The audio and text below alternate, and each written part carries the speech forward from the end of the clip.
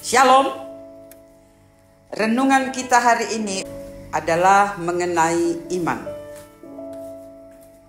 Iman itu merupakan dasar kita sebagai orang percaya yang berpusat pada kepercayaan kepada Yesus Kristus dan ajaran-ajarannya.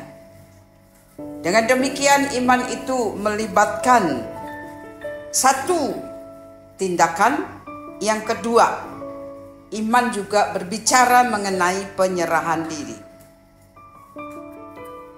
Dalam Ibrani pasal yang ke-11 ayat 17 sampai dengan ayat yang ke-19 di sana dikatakan, karena iman maka Abraham tak kala ia dicobai mempersembahkan Ishak.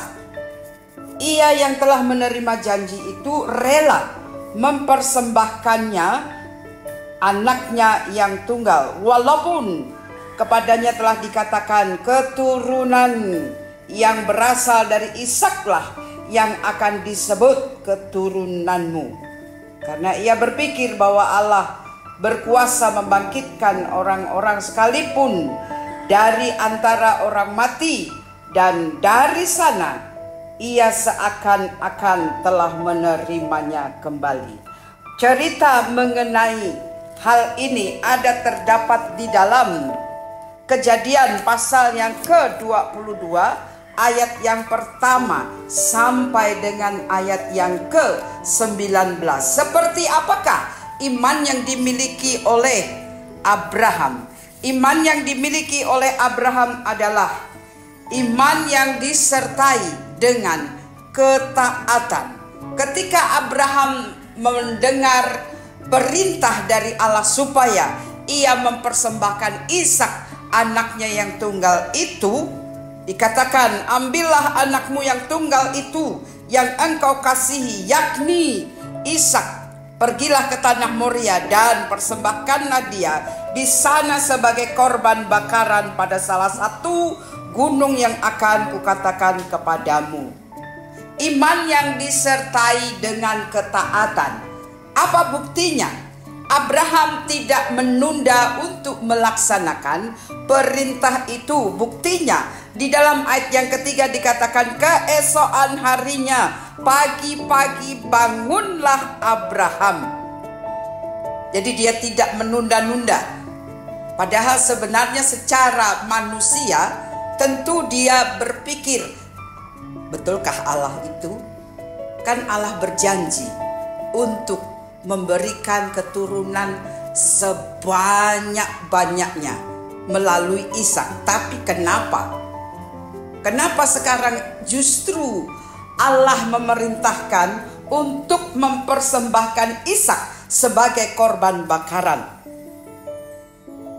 Akan tetapi Abraham tidak berpikir apa, kenapa, dan bagaimana untuk cepat melaksanakan perintah yang sudah diberikan Allah kepadanya. Jadi yang pertama adalah iman yang disertai dengan ketaatan. Itu ada di dalam ayat yang ketiga, 6, 9, dan 11. Kemudian seperti apakah iman yang dimiliki oleh Abraham? Iman yang dimiliki oleh Abraham adalah iman yang tidak rusak oleh situasi dan kondisi apapun. Bapak Ibu jemaat yang dikasihi Tuhan, ketika Abraham pergi melaksanakan perintah itu, ada waktu 3 hari untuk dia berjalan. Tidak menutup kemungkinan dia berpikir ya tidak, ya tidak, untuk mempersembahkan anaknya itu. Tetapi Alkitab tidak mencatat apapun dari iman yang dimiliki oleh Abraham. Dalam hal ini adalah kesalahan dan lain sebagainya. Jadi iman yang kedua adalah iman yang tidak rusak oleh situasi dan kondisi apapun, baik itu waktu, baik itu keadaan dan lain sebagainya. Yang ketiga, seperti apakah iman yang dimiliki oleh Abraham? Iman yang dimiliki Abraham adalah iman yang mempunyai dampak kepada lingkungannya. Dalam hal ini adalah iman Abraham ternyata terlihat pada diri Ishak juga. Ishak bukannya tidak tahu bahwa ia akan dipersembahkan kepada Tuhan sebagai korban bakaran.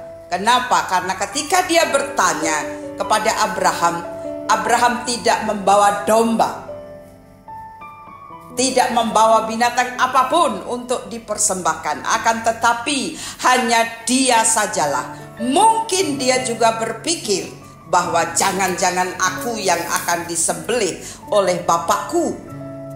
Akan tetapi luar biasa, saya katakan sama seperti iman yang dimiliki oleh Abraham. Ketika Ishak dibawa, dia menurut. Bahkan ketika dinaikkan di atas mezbah, dia juga menurut. Ketika dia diikat, dia pun juga tidak meronta-ronta. Dengan demikian, boleh dikatakan bahwa iman yang dimiliki Abraham berdampak kepada keluarganya, yaitu Ishak. Demikian juga Bapak Ibu Saudara yang saya kasihi di dalam Tuhan, sebagai orang yang percaya, sudah semestinya kita memiliki iman yang dimiliki oleh seperti Abraham, yaitu iman yang disertai dengan ketaatan. Yang kedua, iman yang tidak rusak oleh situasi dan kondisi apapun. Dan yang ketiga adalah iman yang berdampak pada lingkungan di mana kita berada, apakah itu di keluarga, di tempat pekerjaan, dan dimanapun.